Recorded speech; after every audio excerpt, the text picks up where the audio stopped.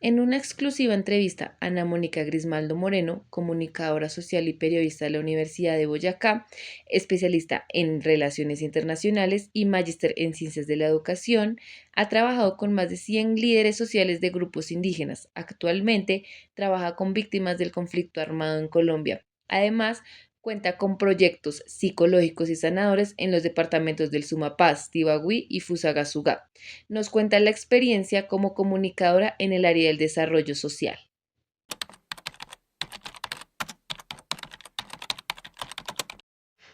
He sido líder de investigación de un grupo de semillero y además de eso, de algunos proyectos.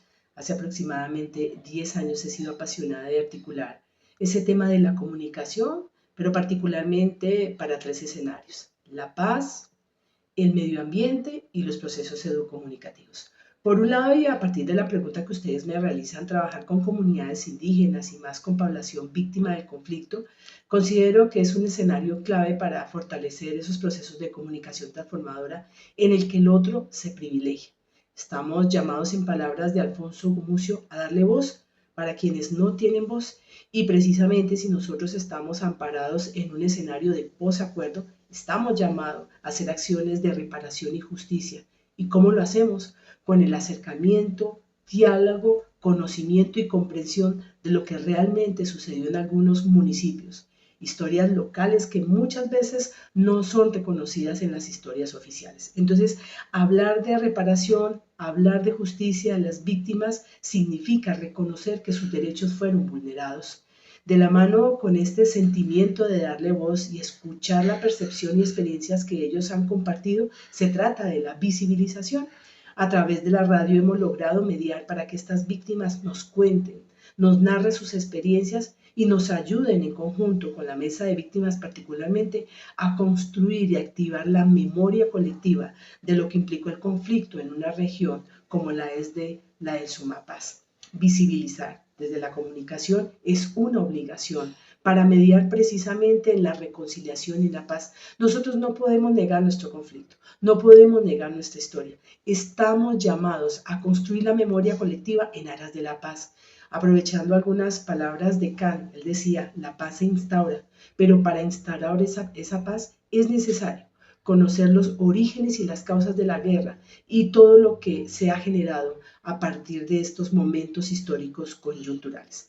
Promocionar los derechos humanos, pero también la legitimación de estos sujetos y el reconocimiento como víctimas del conflicto y no como personas que históricamente nosotros sabemos que han sido estigmatizadas. Entonces está aquí la comunicación como mediadora, como interventora, para ese reconocimiento, para esas otras voces, para compartir un mismo sentir, para construir en colectivo también las posibles alternativas y soluciones viables pendientes a la paz.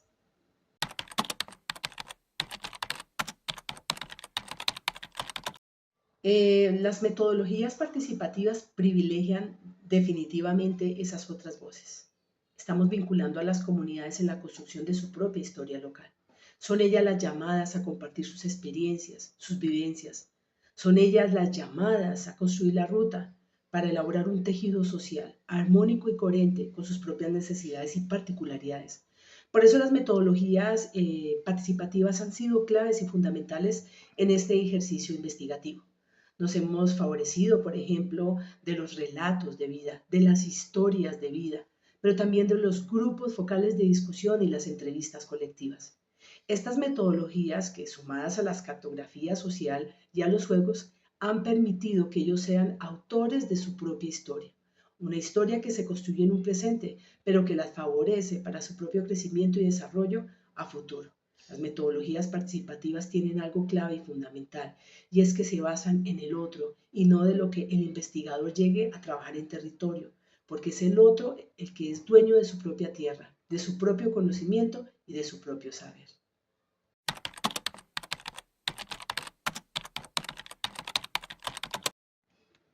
Con relación a las estrategias, pues primero estar en territorio, ganar la confianza de la población víctima del conflicto, eso sí, tomar un tiempo determinado para compartir. Yo no puedo llegar como investigador y de una vez hacerme inmerso en un contexto en el que nadie me ha identificado y nadie me conoce. Hacerlo fácil y lograr el acercamiento y que ellos compartan sus relatos es una tarea de tiempo. Nosotros llevamos aproximadamente 5 años en este ejercicio investigativo y con estudiantes, inclusive de los mismos municipios, hemos logrado contactar y aproximarnos a ellos. Estrategias comunicativas, en efecto, como la escucha activa, es decir, la atención completa alrededor de su dolor, de una mejor comprensión e interpretación de lo que sienten, de lo que sucede.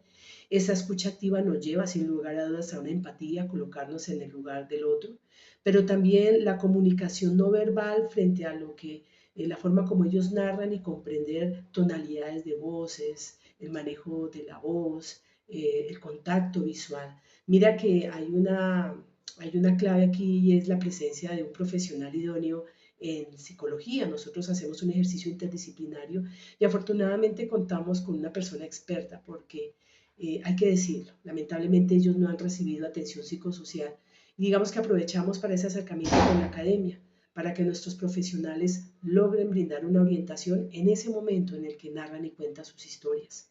La paciencia fundamentalmente. Nosotros no podemos llegar a un escenario cargado de tanto miedo, de tanta desconfianza y sobre todo fracturado por los actores al margen de la ley, no solamente ellos, sino también por la ausencia del Estado, a improvisar y a de una vez indagarlos. Como lo dije anteriormente, tenemos que llevarlos con mucha calma, tenemos que generarles confianza y sobre todo no quedarnos en promesas.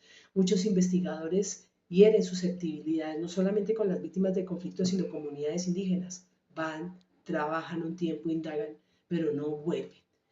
Por lo menos debe haber un compromiso instalado y ese compromiso tiene que recibir un proceso de realimentación y respuesta con relación al trabajo que se ha venido realizando desde los diferentes territorios.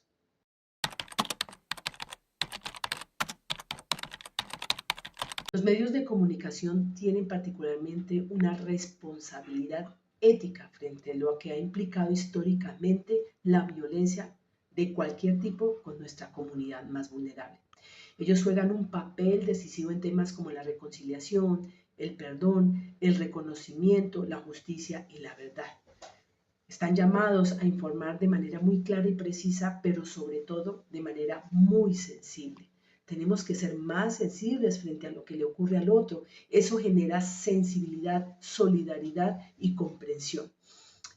Algunos autores, por ejemplo, Edward Said, en su obra Orientalist en 1978, él analizaba cómo los medios los medios de comunicación y la academia desempeñábamos un papel fundamental para influir en la percepción y sobre todo en la ruptura de esos estereotipos que cada uno de nosotros nos formamos. Los medios de comunicación son escenario clave para darle voz a aquellos que no.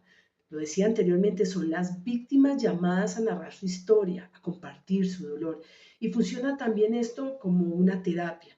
Diría que narrar el conflicto es un desahogo, es una liberación. También tenemos que rescatar a través de los medios de comunicación cuáles han sido sus estrategias y sus mecanismos de resiliencia. Ellos han tenido que luchar, han tenido que surgir solos. Y si bien se ha generado a partir del año 2011 una ley de víctimas, aún falta mucho camino por recorrer y los medios de comunicación, sin lugar a dudas, son claves, estratégicos y fundamentales para lograr una verdadera paz en Colombia.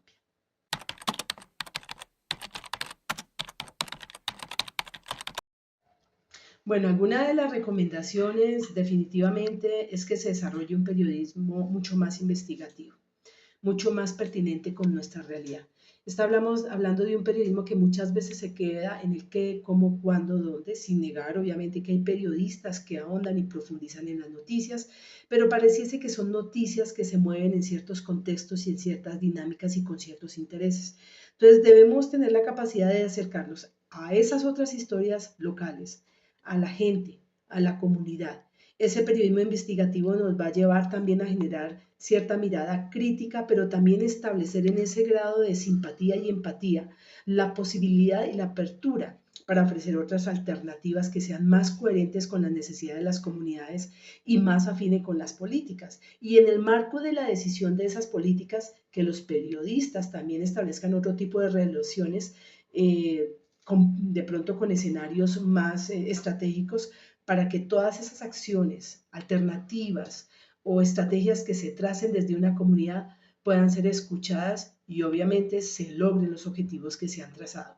Necesitamos periodistas que sean más sensibles frente a temas de desarrollo social. Siento que el periodista desconoce bastante la importancia de adquirir conocimientos con relación a nuestra propia realidad, temas como derechos humanos, como la justicia social. Estos temas permitirán que ellos tengan una perspectiva diferente, estarán más informados y en aras pues, de articular todo ese conocimiento en situaciones particulares, pues será más apropiada la forma como ellos cubran las necesidades y los eventos. Las redes sociales han sido fundamentales, las competencias digitales también. Los periodistas saben ahora que cuentan con esos otros escenarios que democráticamente son más abiertos, son más participativos. ¿Por qué no desde allí también movilizar ciertas estrategias para privilegiar esas otras historias locales?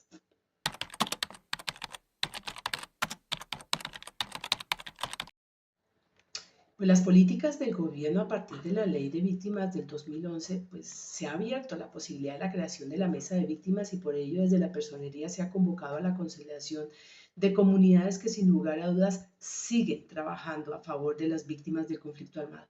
No es un hecho que se cumpla en todas las localidades, pero se está haciendo. El esfuerzo necesita, perdónenme, el gobierno necesita aunar más esfuerzos. Necesitamos políticas más contundentes, un acuerdo de paz, un documento clave y estratégico que habla de verdad, de justicia. Necesitamos movilizarlo más, necesitamos ser más contundentes, más claros y precisar cuáles son esas estrategias claves que nos va a permitir favorecer a las víctimas del conflicto. Estamos hablando de paz, pero considero que en este escenario de la posverdad aún falta mucho por construir, aún falta por hacer. ¿Qué pasa con la reparación de las víctimas? ¿Qué pasa para sentarnos a discutir desde los municipios, desde las localidades, qué es lo que necesitamos cada uno? La crítica es fuerte, sin lugar a dudas, y para nadie es desconocido que este escenario de los últimos años nos ha movilizado frente a temas como la corrupción. Y si nosotros ponemos el foco de atención en este punto clave, estaremos dándonos cuenta que hasta este tema de las víctimas está siendo corrupto.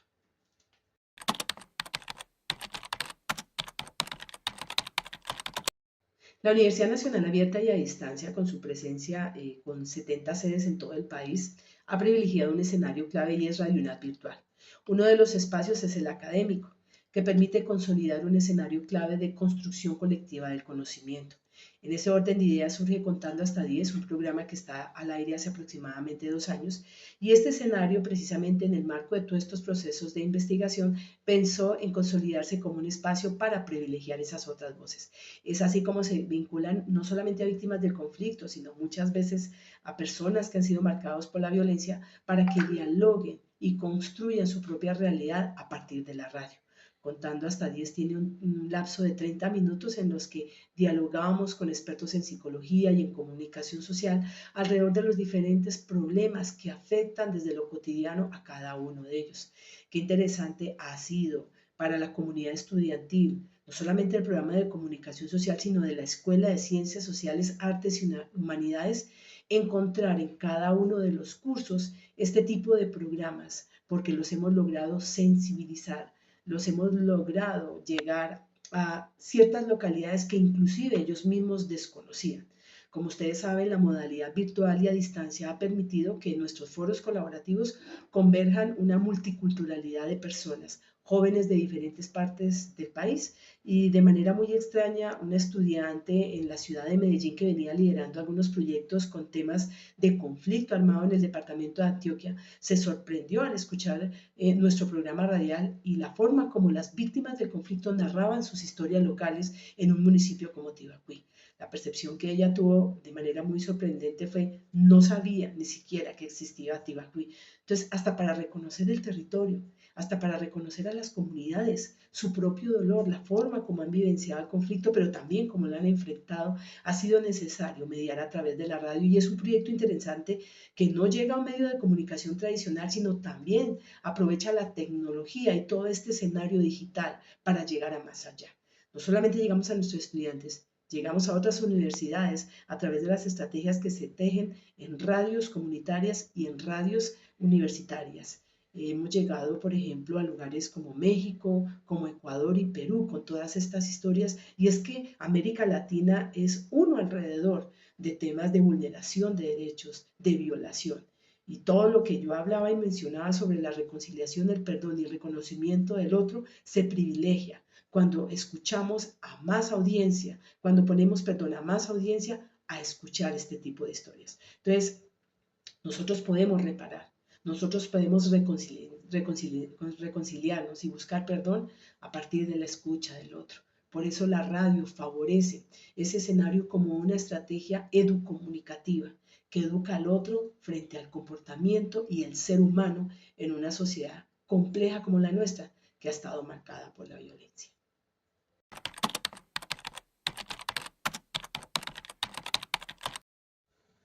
De hecho, la comunicación es transversal a toda esta dinámica, a todo este ejercicio de investigación, porque prevalece la interacción, como lo dije al comienzo, las metodologías participativas que vinculan al otro, que reconoce a la comunidad. La comunicación está en la forma como también establecemos lazos, nos relacionamos con el otro. La comunicación está dada cuando planteamos, por ejemplo, mecanismos participativos para construir soluciones y alternativas viables, la cartografía social, pero también el mapa del presente y el mapa del futuro se privilegió de eso, del diálogo de saberes, de la interacción permanente. El diálogo de saberes inclusive ha sido una metodología cualitativa muy enriquecedora porque se trata de que nosotros no lleguemos con todos los conocimientos a la comunidad, sino que también aprendamos de ellos. Actuamos como pares en ese ejercicio de investigación. El otro no es el que investigo, el otro es el que me aporta la investigación. Entonces, si yo no privilegio esa comunicación y no se convierte transversal en todo este escenario, difícilmente vamos a lograr los objetivos que uno desde el comienzo, cuando se traza un proyecto, se pretende, como es precisamente en aras de una comunicación transformadora, lograr un crecimiento, lograr un desarrollo y un cambio social en ellas mismas. Nosotros estamos tratando con esta construcción de lo que ha sido el conflicto armado de la región del Sumapaz, documentar lo que ha sido la historia del conflicto, rescatar la memoria colectiva y la memoria histórica en aras, como lo dije al comienzo, de que cada quien reconozca su propio conflicto, pero que también no esté condenado a repetir su historia.